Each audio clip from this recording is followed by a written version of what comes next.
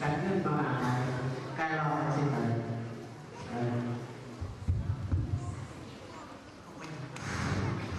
chia với mình mày thôi làm ta tập thành cái gì tình nào nào mà tôi lo nó thương quá trong mày là vậy đi rồi khi những con là tôi lo này thì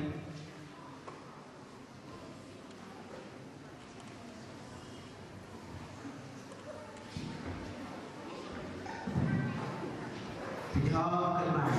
dơ cái bài cứ quay video cứ quay lên nghe không phép xin mai được rồi cái bài mà tin ra đến